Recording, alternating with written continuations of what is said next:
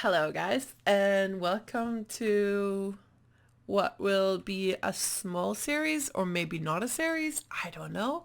Time will always tell. You never know with these things. I'm playing Tauranga Zoo, even though I am definitely not happy with the current state of the game.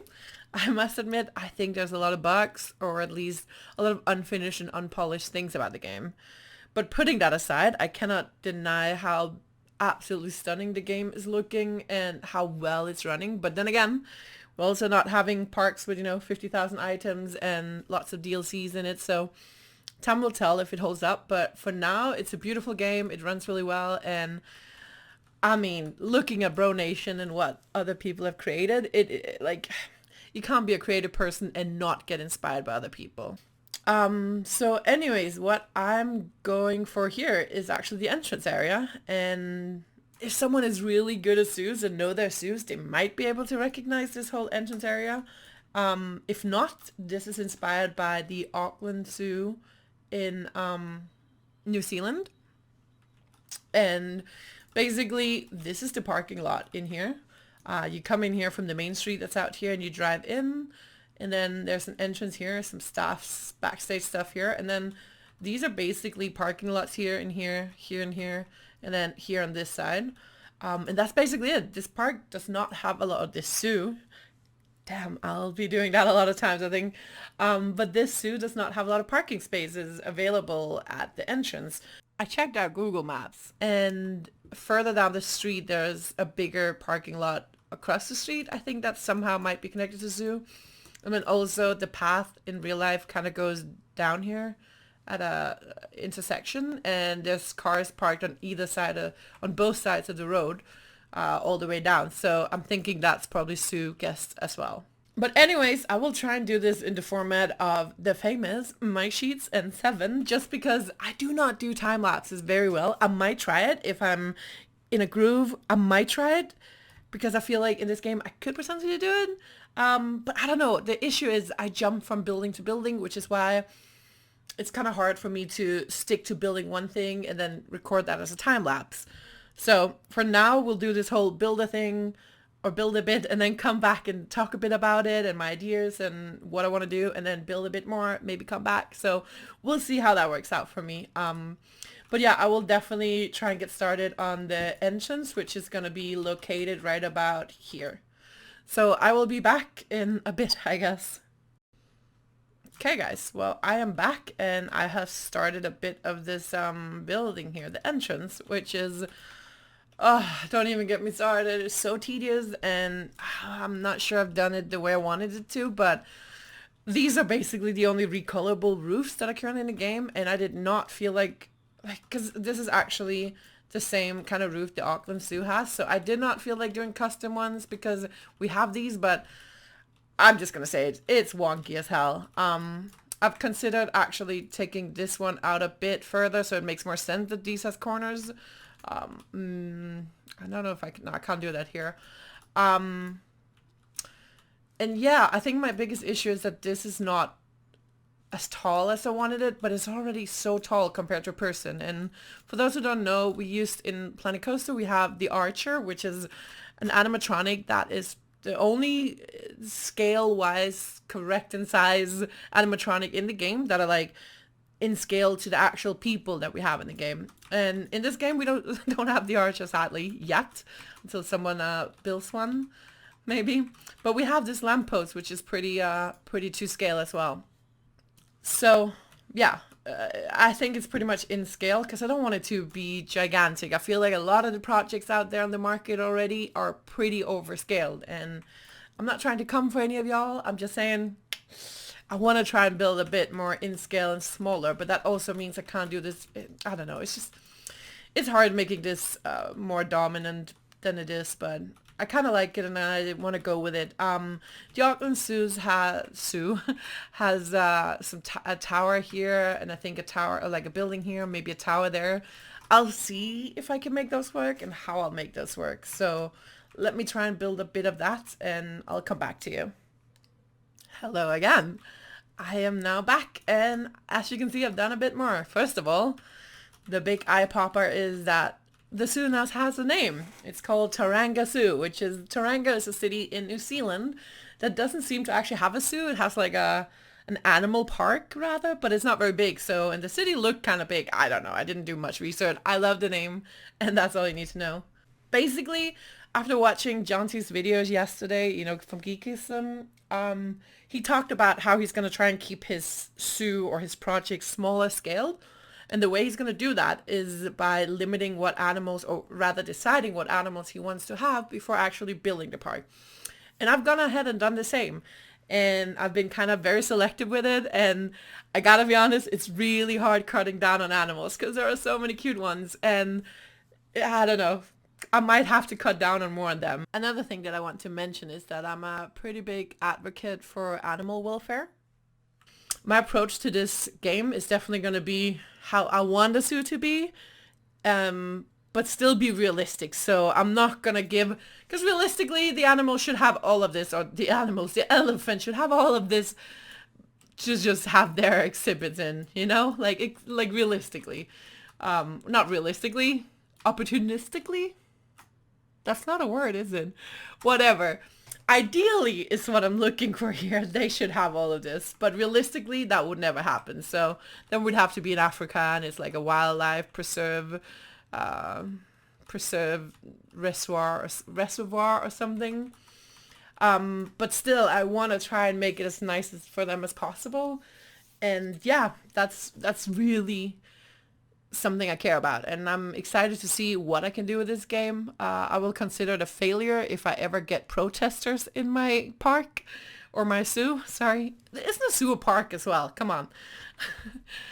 But yeah, to get back on what I've actually built here. So this thing here is kind of, it's different from the reference image, but I do, like, I have to work a bit with what I got. Also, they're not like completely mirrored and stuff because that's just impossible, but I think it looks good enough to sell in.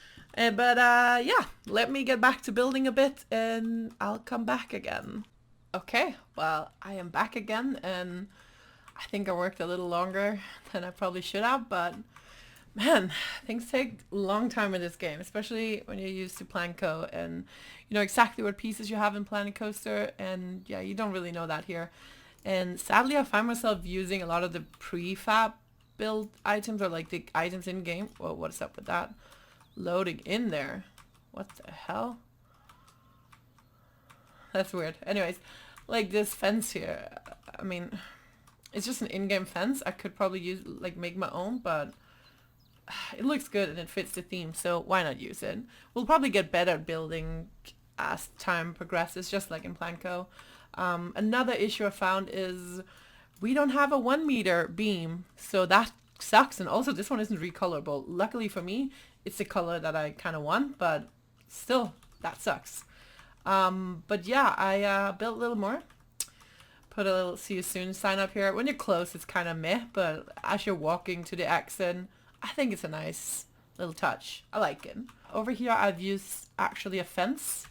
And I just read on Bro Nation that Mike says you have to, N7 says you have to go and click something off. Habitat perimeter. There you go. So it's not a habitat, because otherwise guests will say that, like, they'll be mad because they think you have a broken habitat. And this is not used as a habitat. I'm using it as a wall to hide some backstage. I've looked a bit at Aardvarks Zoo, and they have a building here coming out here, I think, and then another building here and a parking lot in here for staff. And I will try and mimic that a bit, at least with another building here. The staff building, most likely. It's a nice backstage. I want to do like a compost if that's possible. We'll see.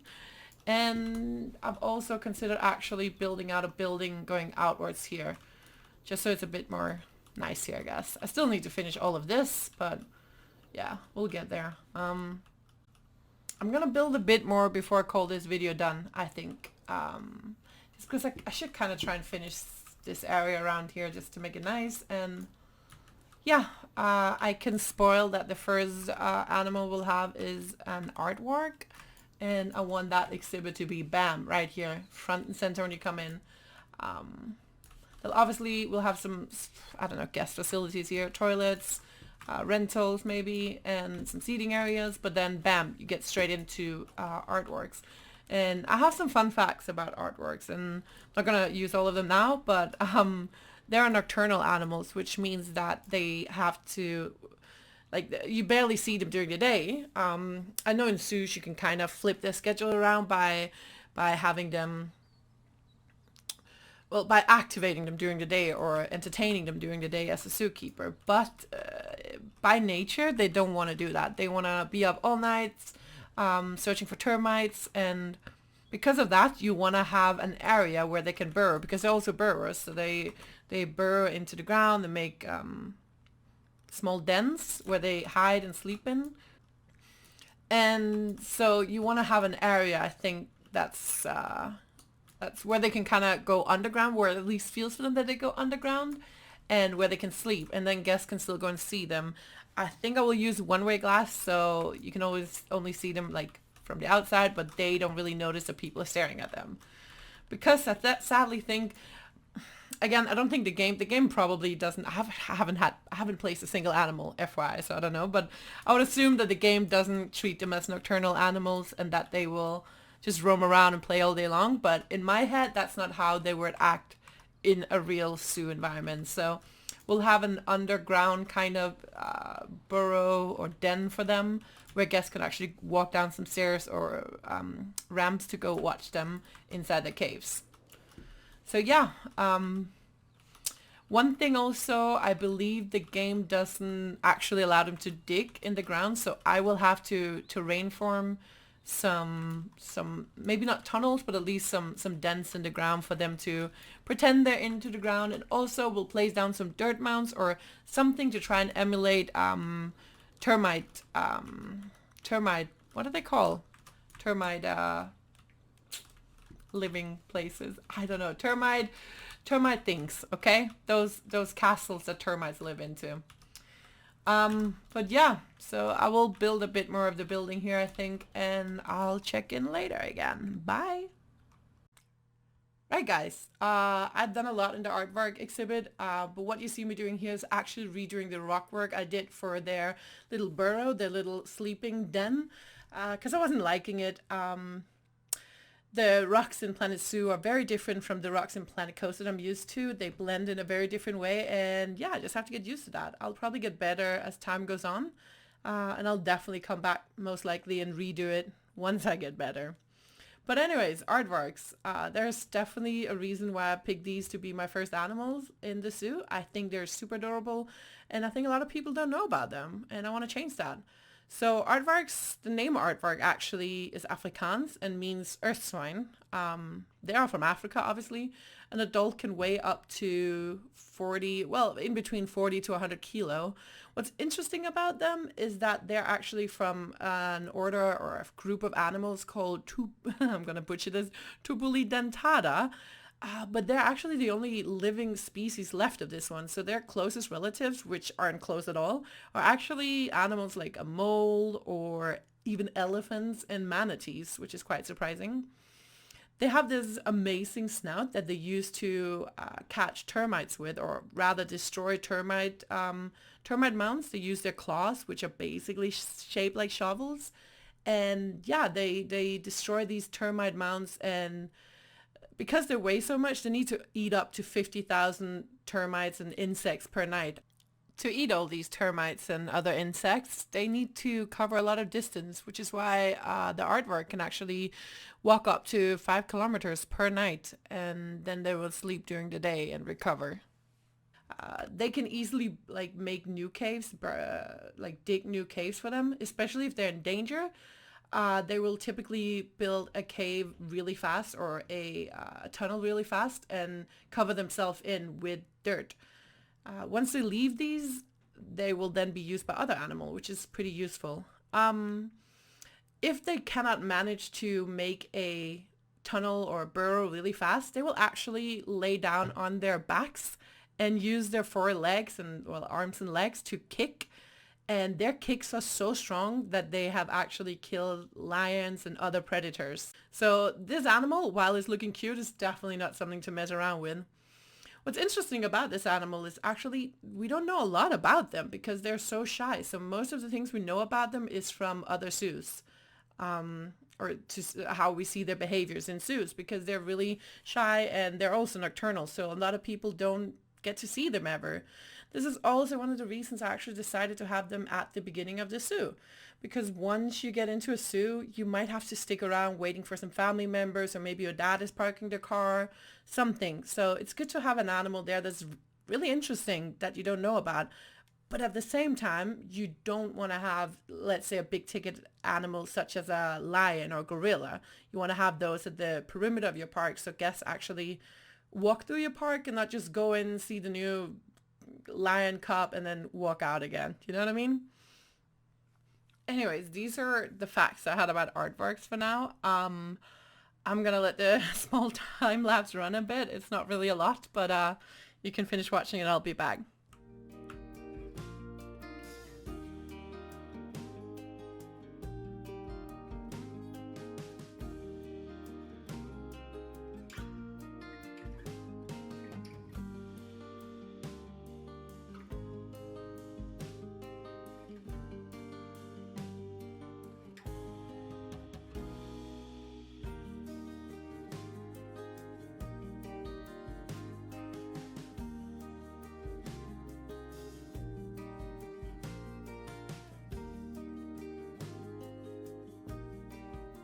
That's pretty much it for the time lapse. The aardvark is pretty interesting, and I hope a lot of people are inspired to maybe go and figure out more about them because they're really cute. Right, so I'm going to end the video here. I know I didn't do a lot this video. Oh, well, I did the foundations for the entrance. There's still a long way to go. Meanwhile, what you're seeing right here is my aardvark about to give birth, which is so adorable because the baby is super cute. I wish there was actually a birthing scene in game, but there's not. But anyways, thanks for watching this video, guys, and I will try and push one more out soon. Like this baby is gonna, or this aardvark is pushing out her baby. But yeah, I'll see you in the next one, hopefully. Remember to like and subscribe and all that fancy YouTube shit. Shit. Can I say shit? I don't know. I don't care. With the new cover, I made my channel not suitable for kids, so here we go. Fuck, shit, fuckity fuck. I don't know. I'm not making money on these videos anyways. Who gives a crap, right? Anyways, thanks for watching, guys. Bye.